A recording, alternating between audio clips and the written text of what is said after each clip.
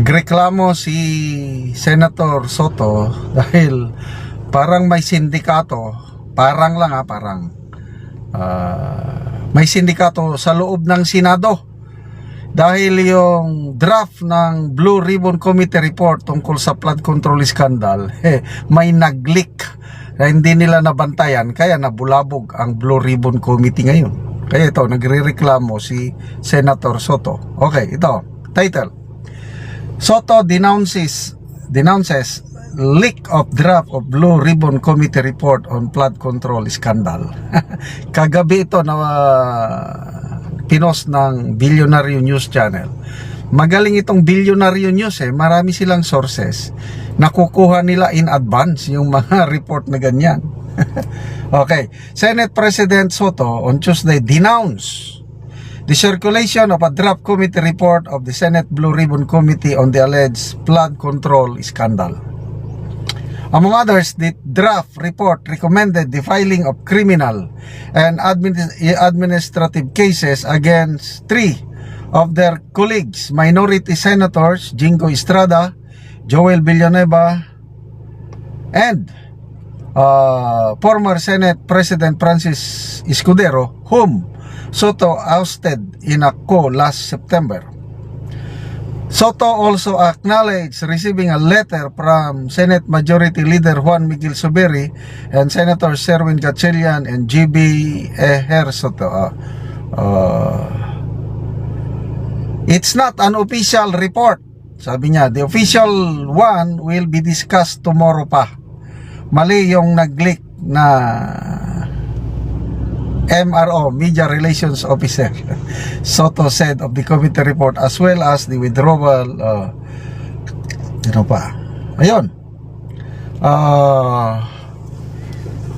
Bakit lumabas yung report? Hindi, bawal talaga yan. Kailang, anong ibig sabihin niya na there is something, someone inside na I don't know. Baka hindi maligaya sa Baka hindi maligaya sa nangyari, or baka alam mo na yung tukso kung minsan mayroong may mga offer na hindi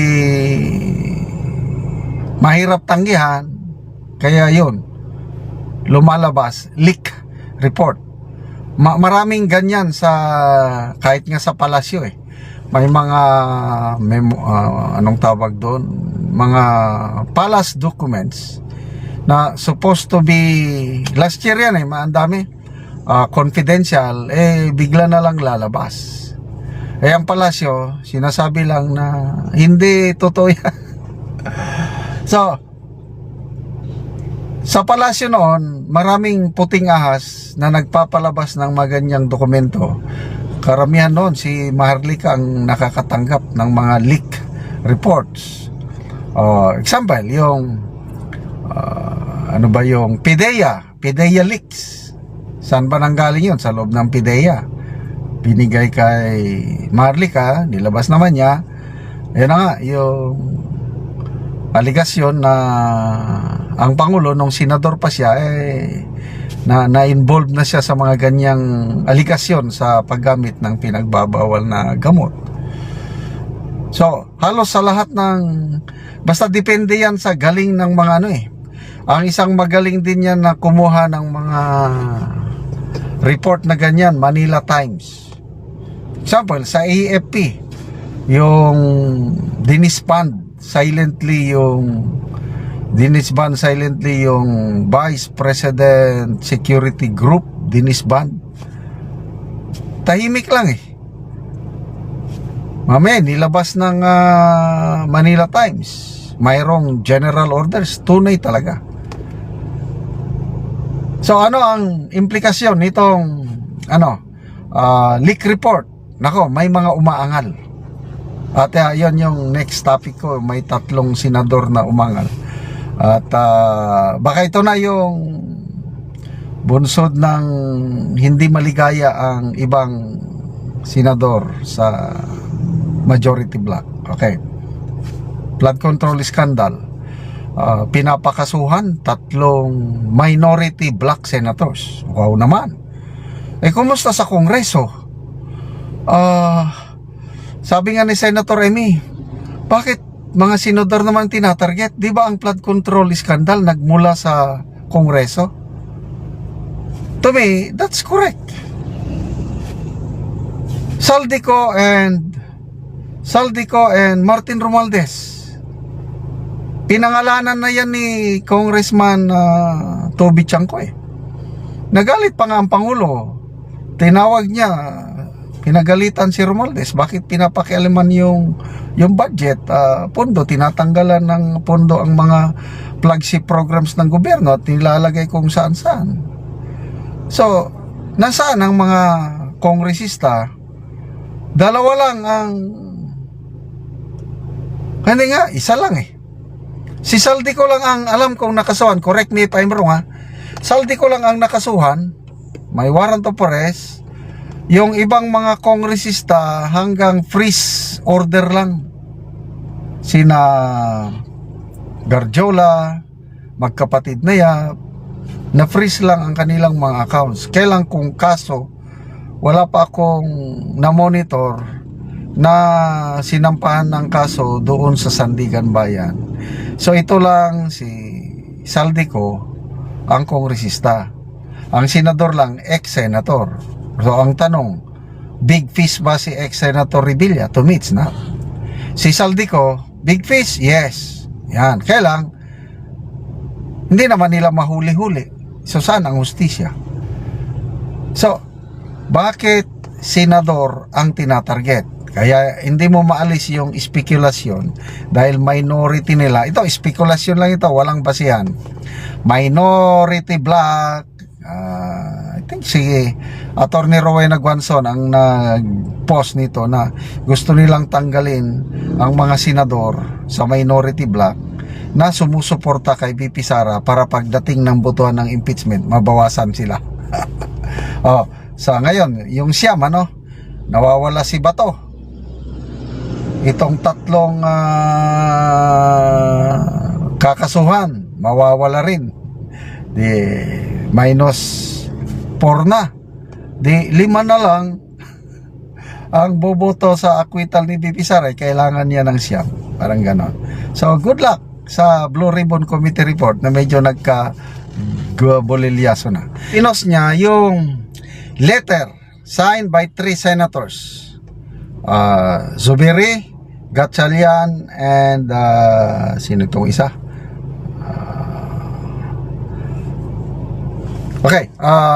Sulat ng 3 senador sa majority block, binabawi nila yung perma nila sa Blue Ribbon Committee report.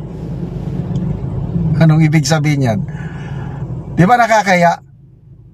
Nakapirma na sila, kailang sinasabi sa letter na binabawi namin. So yun, ito yung report na nag-leak. Naunahan sila, kaya nagre-reklamo si Senator Soto. Bakit nag-leak yung document na yan? Soto, ito sa article sa ABS-CBN News.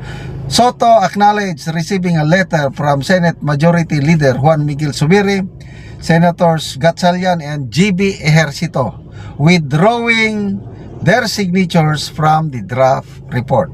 Okay. It's not an official report, sabi ni Soto. The official one will be discussed tomorrow pa. Mali yung nag-leak na Media Relations Officer. Kaya nag-withdraw yung nag-sign, draft for discussion pa lang yan. Masyadong hot yung nag-leak. Embarrassing, nakakaya. Bakit ni-release na yung report? Soto was shown by members of the media copies of the draft report and the letter, both of which had been circulated among journalists. Zubiri has acknowledged the letter. Totoo pala na mayroon talagang pinirmahan. Pinadala kay letter ito, in-address nila kay Senator Lacson, informing the senator na binabawi namin yung pirma kasi nakapirma na sila sabi ni ito ang statement ni Senator Zubiri. The letter is self-explanatory, guys. Too early to sign any committee report. as it's still being finalized. Bakit kayo pumirma? In the letter, Senator Zubiri, Gatchalian, and GB Ejercito said they are withdrawing their signatures until a final committee report has been prepared and to give us more time to study that final committee report. Correct. Kaya nagtataka ako, bakit kayo pumirma? Draft pa man lang, di ba? Ang draft walang pirma. Tapos babawiin nyo, laban bawi. Ano ba yan? Ano ba? Meanwhile, the office of the Senate Blue Ribbon Committee Chairman and Senate President Pro Tempore Panfilo Locsin said there is no partial committee report on the flood control project issue as of this time. Anong walang partial may pinirmahan na nga ng 3 senador. Walang partial. Ano naman, palusot na naman yan. But anyway, ano bang ibig sabihin nito? Ito bang 3 senador na binabawi ang perma sa Blue Committee Report? Sila ba yung medyo, kasi may ugong-ugong na kudita sila ba yung hindi maligaya sa leadership? Tanong lang naman yan, nabasa ko sa mga comments. Kasi talagang aminado si Senator Soto na mayroong aminado rin si Senator Alan Peter Cayetano na may galawan sa Senado, na may tangka na talagang magkukudita agawin kung mabuo nila ang required number of votes, o yung 13 senators. So baka ito, agam-agam lang, pag hindi maligaya itong 3 senador na binabawi nilang suporta, baka hindi na sila maligaya within the majority. Kasi may haka-haka rin si Senator Soto. Sinabi lang niya na baka yung mga hindi maligaya sa aking pamumuno dahil stricto ako. Stricto daw sa budget insertion. To me, mga loyalist, ito si Senator Zubiri, very loyal yan kay Senator Soto. Nung anong Congress ba yun? 17th Congress ba? Senate President si Soto, majority floor leader niya na itong si Zubiri. Kaya magsanggang dikit yan. Kaya tingin ko baka hindi babaliktad yan.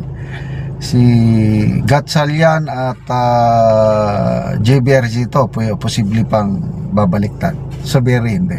Okay, so anyway, nakakalungkot dahil mga senador ang tinatarget sa flood control scam.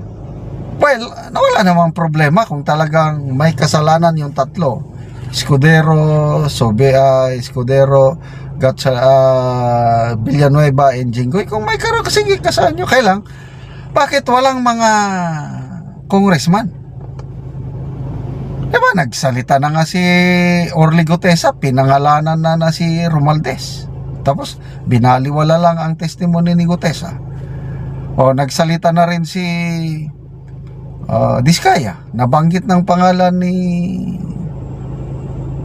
Romualdez. So nasaan ang mga big fish? Tingin niyo, yung 3 senador na pinapakasuhan, are they the big fish? Or dahil lang sa political agenda? Yun lang, mga tanong lang ito. Sana mapanagot ang tunay na mga utak, mga mastermind. Sana hindi ako, bilib ako dito sa Blue Ribbon Committee noon Sayang at natanggal si Senator Rodante Marcoleta. Pinalitan ni Lacson. Nung una, bilib din ako dito kay Senator Lacson, kaya lang medyo nagbago ang ihip ng hangin nung lumabas si Gutesa. Kaya may mga may nababasa akong mga post ng mga PME graduates, mga retired generals na nasaan na yung dating matapang, non-compromising idol namin sa Senator Lacson. Parang nawawala naman. Parang instead na ipursu ang mga mastermind, parang naiiba na ang lihis, direksyon ng investigasyon. Ganon, mga retired generals, mga post na nababasa ko.